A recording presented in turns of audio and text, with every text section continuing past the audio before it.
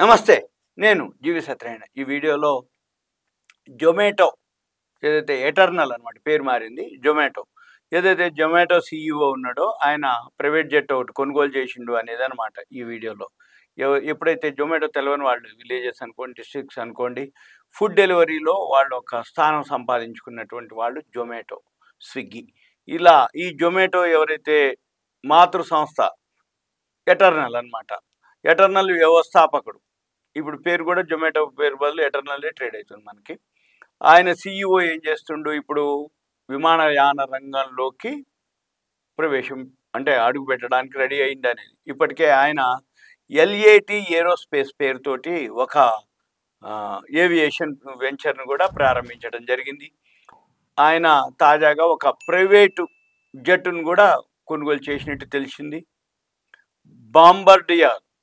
బాంబర్డియార్ global సిరీస్కి చెందినటువంటి luxury private జెట్ని LIT aerospace కొనుగోలు చేసినట్లు ఆంగ్ల మీడియా కథనాలు వెల్లడించడం జరిగింది. ఈ బాంబర్డియర్ విమానం ఏదైతే ఉందో ఈ ఏడాది జూన్ నుంచి ఢిల్లీ ఎయిర్పోర్ట్లో విఐపి బే వద్ద ఉంచడం జరిగింది. జూలై 16 అంటే ఇప్పుడు ఈ వీడియో చేసేది కూడా జూలై 16. ఈ వీడియో చేసే అంటే ఈ రోజు నుంచి దీని యొక్క కార్యకలాపాలు కూడా ప్రారంభం కానున్నట్లు ఆ కథనం యొక్క సమాచారం. ఈ విమానం యొక్క నిర్వహణ, ఇంజనీరింగ్ బాధ్యతలను ఇందమేర్ ఏంజెట్స్ airport services, bird executive airport services కంపెనీలకు అప్పచెప్పడం జరిగింది. తర్వాత ఈ ప్రైవేట్ జెట్ మోడలు ఇతర ఫీచర్స్ గురించి ఇంకా అనౌన్స్ చేయలేదు వాళ్ళు, మనకు కూడా తెలియదు. కాకపోతే ఆయన విమానయాన రంగంలోకి ఎటర్నల్ ఎవరైతే సీఈఓ వస్తాడు అని ఇన్ఫర్మేషన్ మాత్రమే. ఈ దీపిందర్ గోయల్ ఏదైతే ఉందో అతను ఇటీవలనే ఒక లగ్జరీ అపార్ట్మెంట్ కొనడం జరిగింది. ఆయన గురుగ్రామ్లో డిఎల్ఎఫ్లో ఓ అపార్ట్మెంటుని ఏకంగా 52.3 కోట్ల రూపాయలకి ఆయన కొన్నట్టుగా ఈ మధ్యన లేటెస్ట్ న్యూస్ రావడం జరిగింది. అది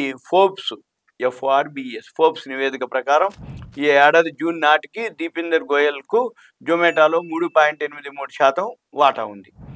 అయితే ప్రస్తుత మార్కెట్ ధర ప్రకారం ఆయన వాటా విలువ 9,847 కోట్లగా ఉండటం జరిగింది. దీంతో గోయల్ ఏదైతే సీఈఓ ఉన్నాడో దీపిందర్ గోయల్ ఆయన నికర సంపాదన $1.6 బిలియన్ పైనే ఉన్నట్టు ఫోర్బ్స్ వెల్లడించింది. ఇప్పుడు ఆయన మళ్ళీ దేంట్లోకి ఎల్ఏటి ఏరోస్పేస్ తోటి ప్రైవేట్ జెట్లోకి ఆయన రావడం జరుగుతుంది. రాబోయే రోజుల్లో ఇంకా ఏమైనా న్యూస్ ఉన్నాయనుకోండి, ఆయన అంటే డైవర్సిఫైడ్ అంటాం.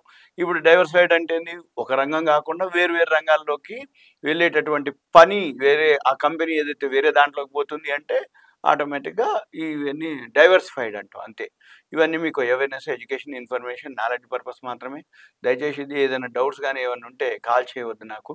మీ పేరు, ఏరియా, వాట్సాప్ మెసేజ్ పెడితే మనం దాన్ని బట్టి ప్లాన్ చేయొచ్చు. ఉంటా. Thank you. సెలవు.